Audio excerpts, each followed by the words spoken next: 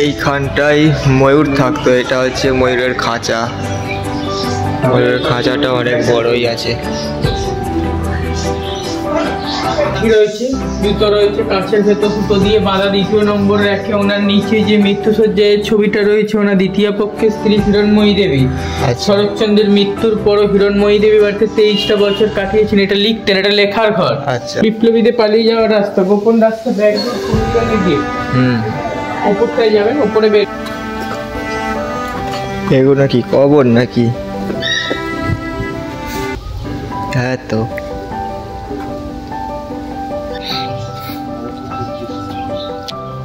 উপন্যাস সম্রাট।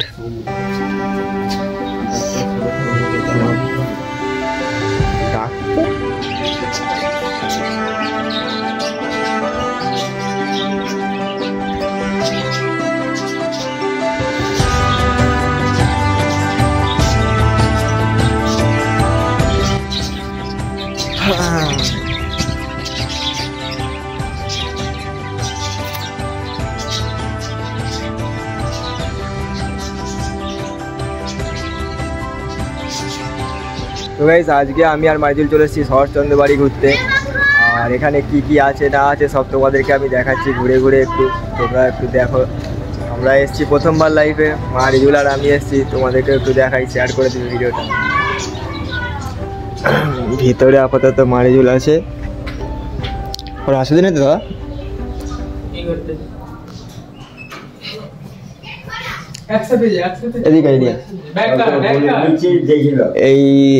এই ঘরটায় কি করতে হবে কাকু?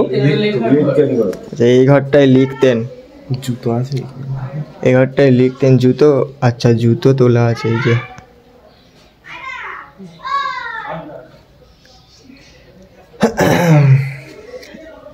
আর এই যে জানলাটা খোলা আছে, এটা হচ্ছে পশ্চিম দিকে, তাই তো? এই পশ্চিম দিকে আছে রূপনারায়ণ নদী। আর ওই জানালাটা খোলা থাকতো, আর ওখানে ছিল না, রূপনারায়ণ নদী বাঁশ গাছের পাঁচিল ছিল, রূপনারায়ণ নদী। লাঠি রয়েছে, জুতো রয়েছে কাঁচের ভেতর সুতো দিয়ে বাঁধা, দ্বিতীয় নম্বর রেখে ওনার নিচে যে মৃত্যুসজ্জায় ছবিটা রয়েছে ওনার দ্বিতীয় পক্ষের স্ত্রী হিরণময়ী দেবী। শরৎচন্দ্রের মৃত্যুর পরও হিরণময়ী দেবী বাড়িতে 23টা বছর কাটিয়েছেন। এটা লিখতেন, এটা লেখার ঘর। আচ্ছা, এই পাশের ঘরটা যে এই কাঠটার কাছে, এটা বৈঠকখানা ঘর। ওখানে বসে সব বিপ্লবীদের মিটিং হতো। নেতাজি এসেছিলেন দুবার, রাসবিহারী বসু, বিপিন বিহারী গাওয়ালি, চিত্তরঞ্জন দাস, বাঘাযতীন। নদীপথে আসতেন হারকিন লণ্ঠন জ্বালিয়ে, ঘরে বসে মিটিং। ডান দিকে ঘড়ি চলছে, লক্ষ্য রাখুন, 100 বছর আগেকার ঘড়ি। একদিন দম দিলে 7 দিন চলবে। আলমারিতে যে বইগুলো রয়েছে উনি পড়াশোনা করতেন। আর সোজা যে ছবিটা রয়েছে সাদা ফেঁয়ের পাশে বাঁধানো ছবি, এটা নাতিনাথ বইয়ের ছবি। সামনে সোফা, উনি বসতেন, ওটা বেলজিয়াম কাচের আয়না।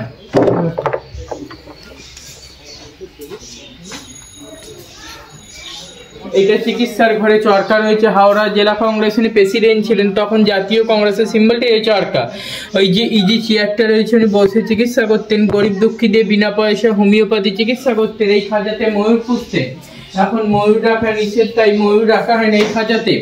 ঠাকুর রয়েছে, রাধাকৃষ্ণ ঠাকুর, শ্বেত পাথরের মূর্তি। চিত্তরঞ্জন দাস যখন দেশের উদ্দেশ্যে অ্যারেস্ট হয়ে গেছিল ওনাকে দিয়ে গেছিলেন, সেই ঠাকুরটা আজ নিত্য পুজো হয়। চিত্তরঞ্জন দাসের বাড়ির ঠাকুর।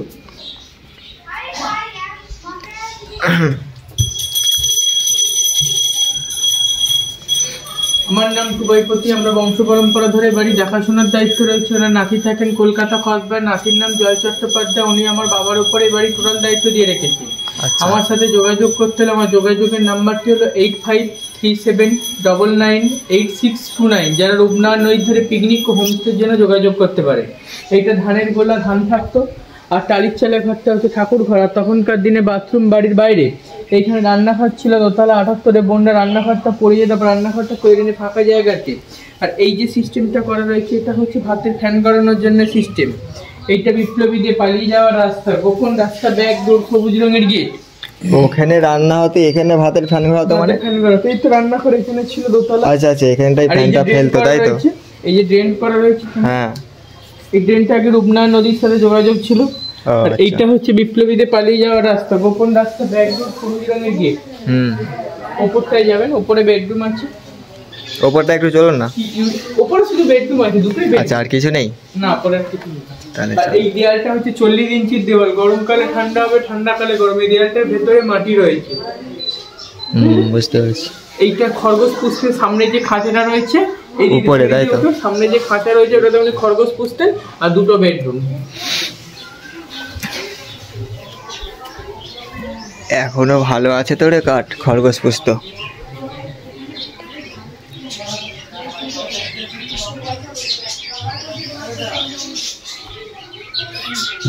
এটা উপরের ঘর।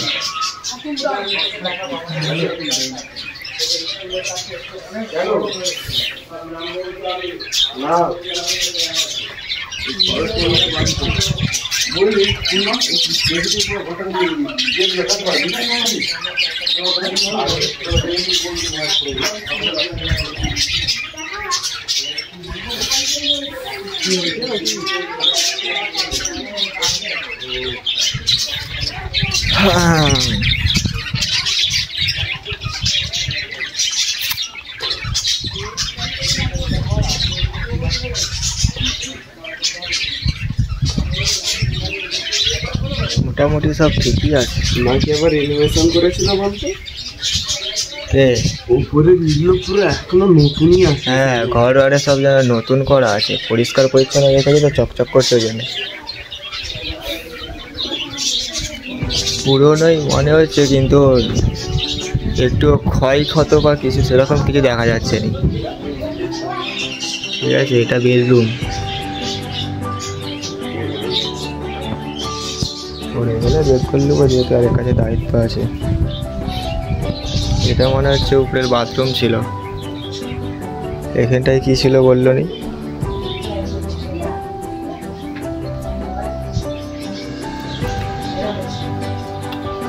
এই তো রে, তখনকার আলমারিতে এখনের মনে আছে।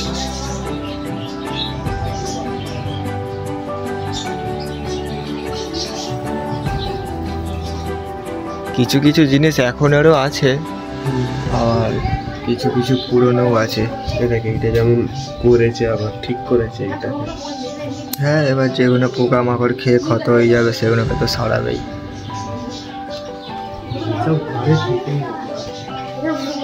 তাই তবে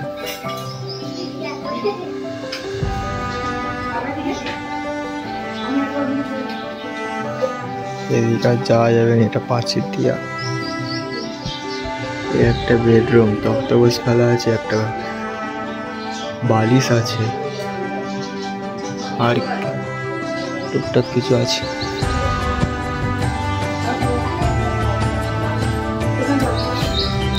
বাঁশ গাছ বেশি আছে।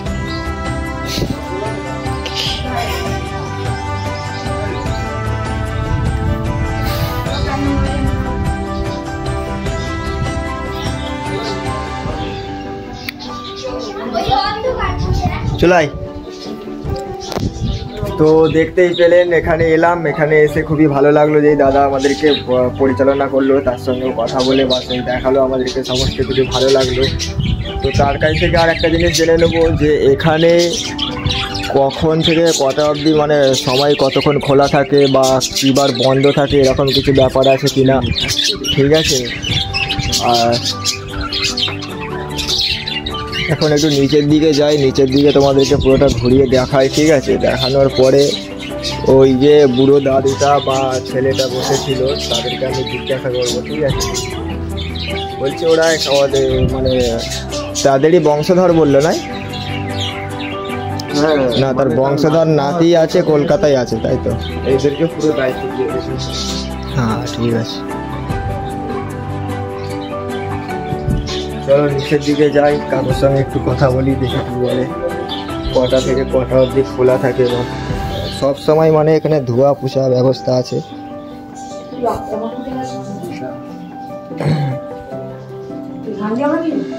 এদিক থেকে এলো না, এদিক থেকে এদিকে কি আছে? এটা সেই ধানের মাচা বললো না? ধানের গোলা। ধানের গোলা।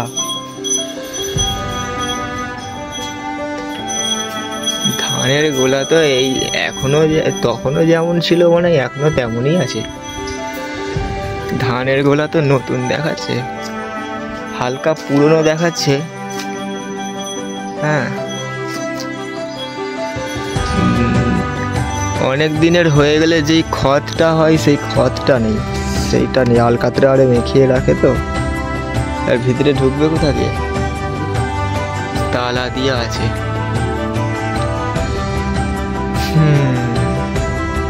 ক্যামেরার সাহায্যে দেখিলি একটু কি আছে আর ভিতরে।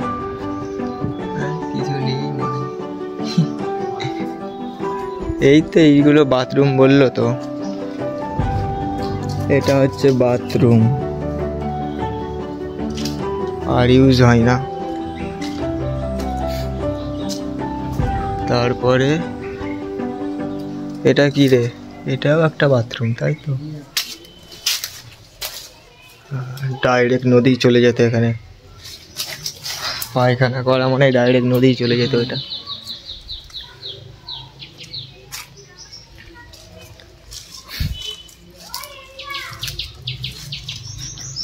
বাথরুম, গোসলখানা, দুটো বাথরুম একটা গোসলখানা আছে।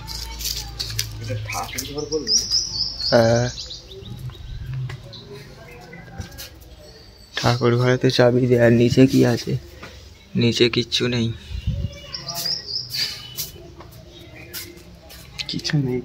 ঠাকুর ঘর তো অন্ধকার হয়ে আছে, পুরো ফাঁকা। পাটা রাখা আছে, ধান ঝাড়বে। পেছন দিক থেকে, নিচে ঘরের এটা পেছন দিক থেকে, এটাই সেই।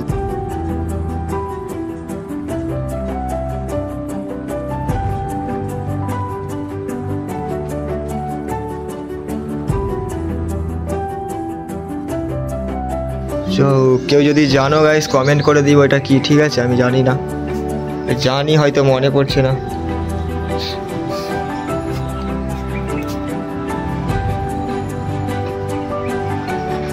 চলো,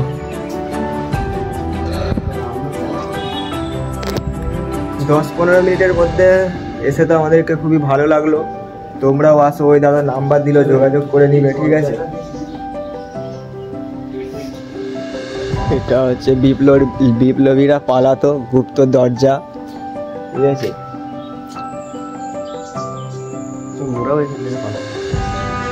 খুল দেখি কি আছে। খুললে ভেঙে ভেঙে পড়ে যাবে। খুলবে, বহুদিন দিয়ে বন্ধ করে আছে। খিলটা তো খুলে দেখলাম।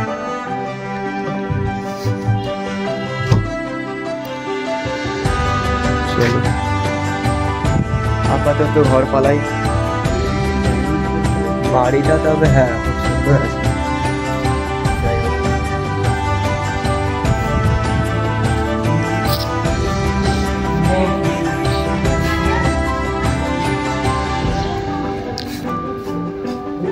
দাদা, ওই যে চেয়ারের পাশে যে চক্রের মতো মেশিনটা আছে ওটা কি বলো তো? হ্যাঁ, ওটা চরকা। জেলা কংগ্রেসের প্রেসিডেন্ট ছিলেন তখন, জাতীয় কংগ্রেসের সিম্বল এই চরকা।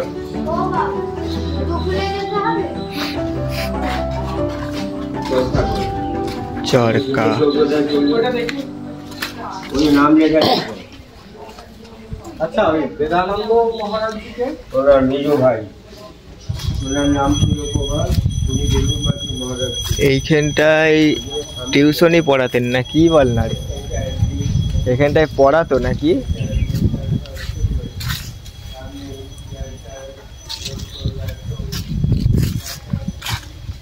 জায়গাটায় ঘুরতে এসে মজা আছে, কম সময়ের মধ্যে ভালো লাগবে, শান্তি আছে জায়গাটায়। এরপরে আমরা একটুখানি কাকুদের সঙ্গে আলোচনা করে তারপরে নদীর বাঁধের দিকে একটুখানি চলে যাব, ঠিক আছে? এগুলো কি কবর নাকি? হ্যাঁ তো। আমি বেদানন্দ, জন্ম 1298।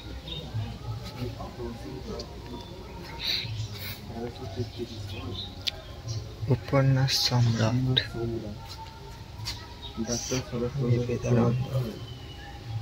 ডাক্তার? হ্যাঁ, তোমাদের জন্ম 31শে ভাদ্র।